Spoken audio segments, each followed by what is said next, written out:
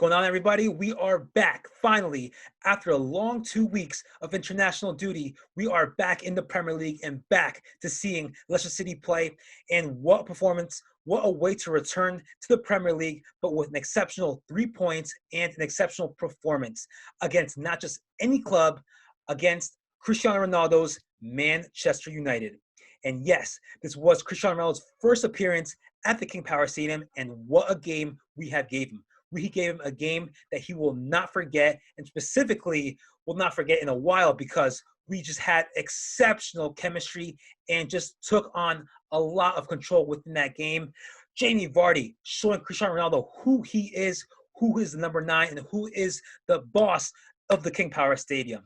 So there is lots to talk about in this match, but first, let's go on to the starting 11 that Brendan Rodgers put out to face off against Manchester United. Very well. We go with different formations, something specifically we haven't used in a very long time, that is a 3-4-1-2, as well as a different starting 11. We go with Castro Schmeichel in goal, our back three, Soyuncu on the left side. Coming back from injury, we have Johnny Evans, and on the right, we have Daniel Amartey. Our 4 midfielders on the left is Timothy Castagne, Samori in the center with Yuri Tielemans, and Ricardo Pereira on the right. Up top in front of them is our center attacking midfielder, and that is James Maddison, our number 10. And up top, our dynamic duo, our 2 strikers. On the left, we have Jamie Vardy, and on the right, we have Kelechi Iheanacho. Looking at the starting 11, I am very happy to see Samori making more starts. He is definitely adapting well to the Premier League, and just his style of play. It's very similar to Wilfred Ndidi. He will come up, he will attack, he will track back.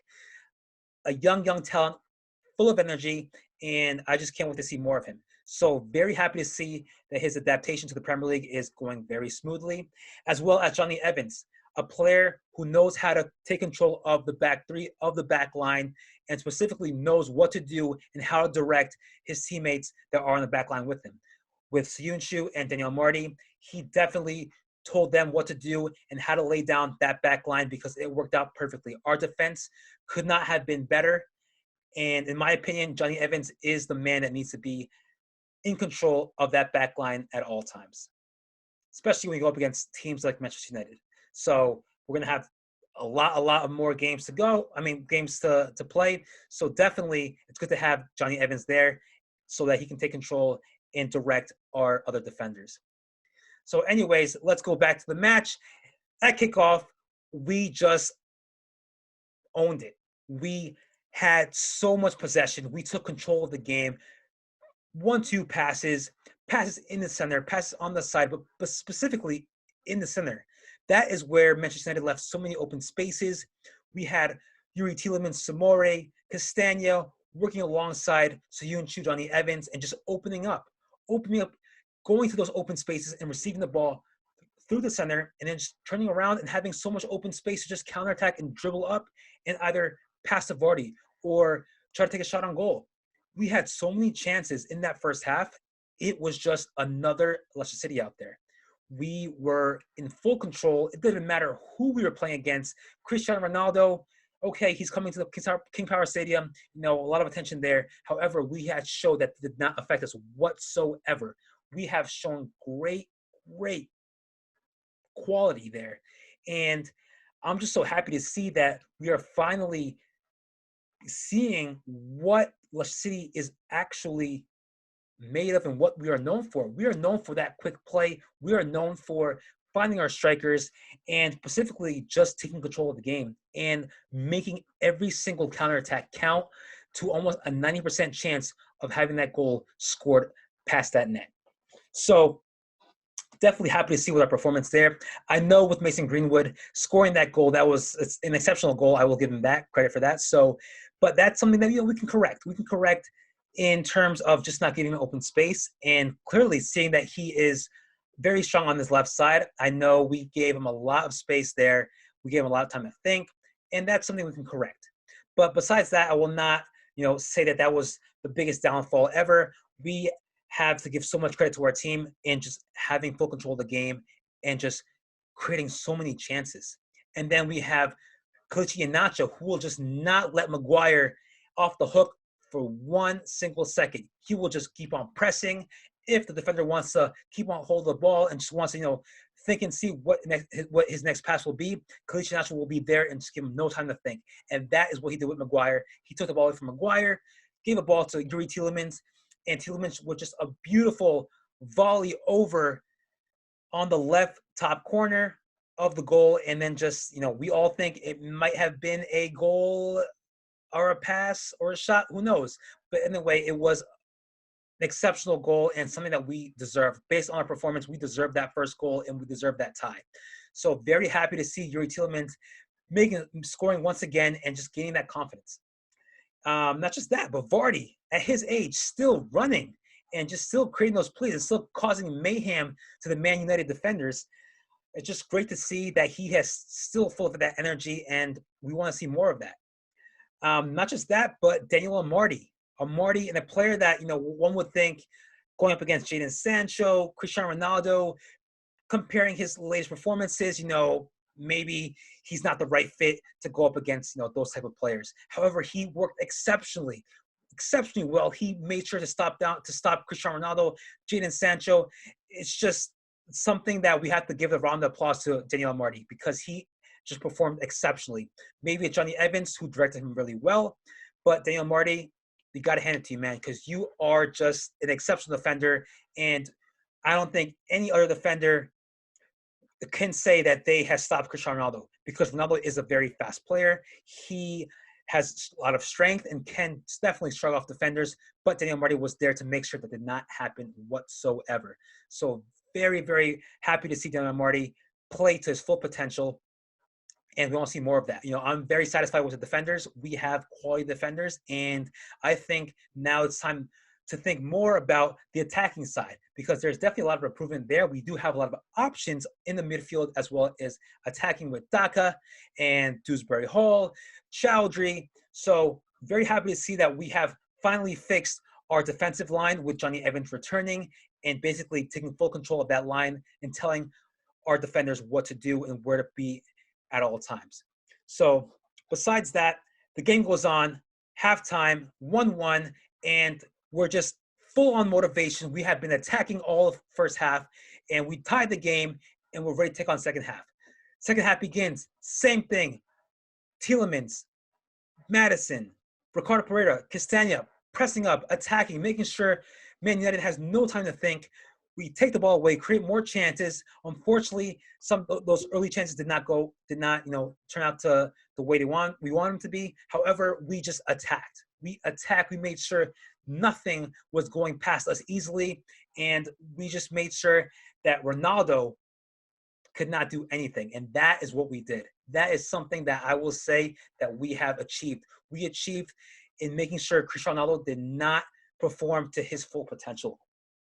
Not just him, but Jadon Sancho. Mason Greenwood, yes. Mason Greenwood, I will say, is a player that knows how to use his pace and knows where to put himself and where to receive the ball and where to make those runs and give him that self pass. So besides that, we come in with Daka coming into the field towards the 70th minute and just bringing more pace and more energy to that attacking side. And he just, the first play, I think, Vardy gave him a through ball and he almost scored it there, had a shot on goal. And just, that is something that we need to see more. We need to see more of Daka. I believe he's an exceptional substitute to come on those last 20, 30 minutes. Or we could rotate and see exactly, if he can come start the game, and then we can have Kelechi Iheanacho come in. But still, Daka is adapting to the Premier League. Not as quickly as Samori, but he is getting there. So very happy to see that he serves as a great sub for the attacking, for the forward role. So besides that, we go into the corner kick that we had off on the 73rd minute, in which we had a deflection. Ball goes to Daka, takes a shot, deflects off a couple of, let's see, players, the Man United defenders, and goes up to Soyuncu, who has an open shot and just takes it, and then bam, we're 2-1 up. What a feeling. Leicester City going up against Manchester United 2-1, against Cristiano Ronaldo, Jadon Sancho, those signings that the TV and all advertising, couldn't stop talking about. Ronaldo this, Sancho this, Man United contenders for the Premier League title now. whatever. They can talk all they want. We're 2-1 up against Manchester United.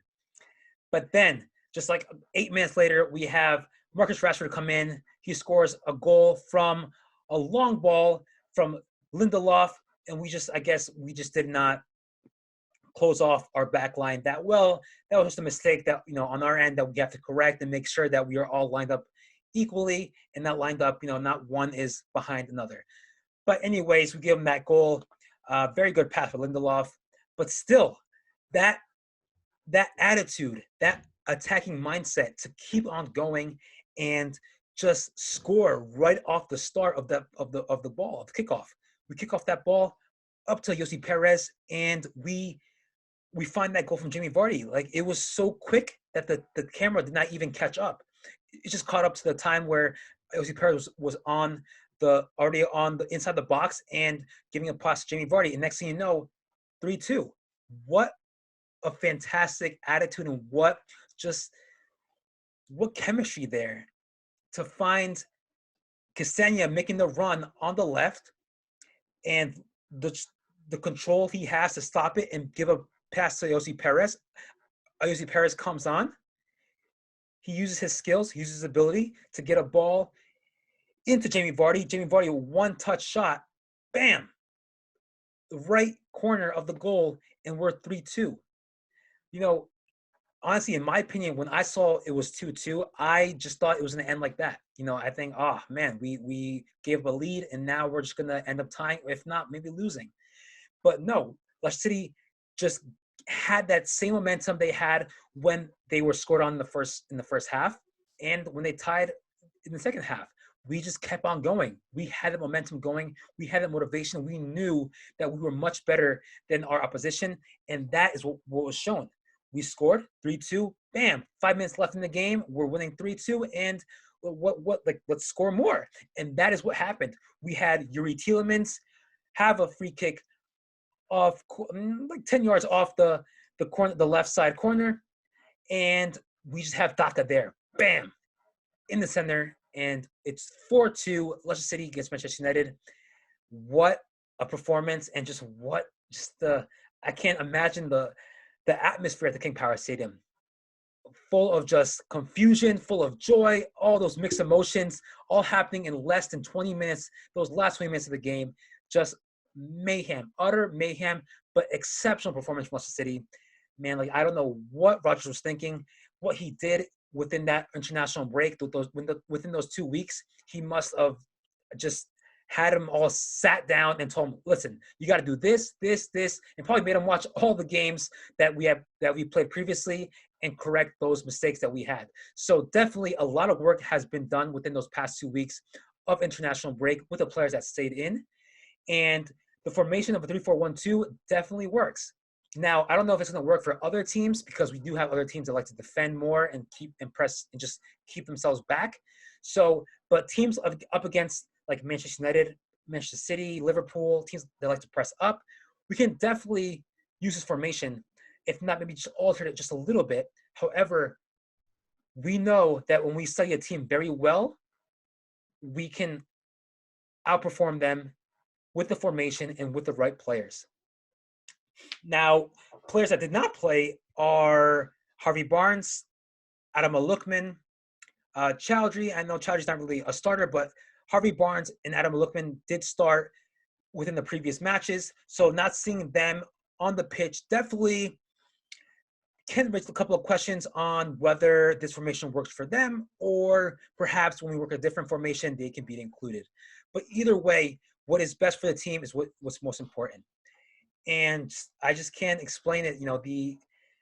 The emotions that I was feeling during this match of just, utter disappointment at first, and just utter joyness too. Just having full confidence of the squad, and just seeing that, yes, we may go one goal down, but still we'll keep the momentum up going, and we'll just counterattack, and we'll just press up and keep performing to the best of our abilities, and try to get that goal in and try to win that game. So that is something that we have to just be proud of and hope for more. Now we just turn the page. We're done with Manchester United. Now we take on Brentford in the Premier League for the next match week over in London. So definitely have to look out for that match, and because Brentford is a good side, they are a good side. They gave Chelsea a very great game, a 1-0 at home. So a loss, but either way, they still performed well. And Chelsea did not have a good time getting that 1-goal lead. So either way, we have that game up next for the Premier League, but also we have the Europa League on Wednesday against Spartak Moscow. So definitely something that we have to study as well. I'm pretty sure Brendan Rodgers has already studied that match. And most importantly, we have to just get those 3 points. We are sitting in last place of the Europa League group stage, so we have to get those points and just work our way up again. This is the start of our comeback. We have to come back in the Europa League and we have to come back in the Premier League. But we take game by game. So overall, exceptional performance from Leicester City. I can't imagine, what they have left of the season as far as, what tactics, what formations may come up, what different players may come into the starting 11, but we'll have to wait and see.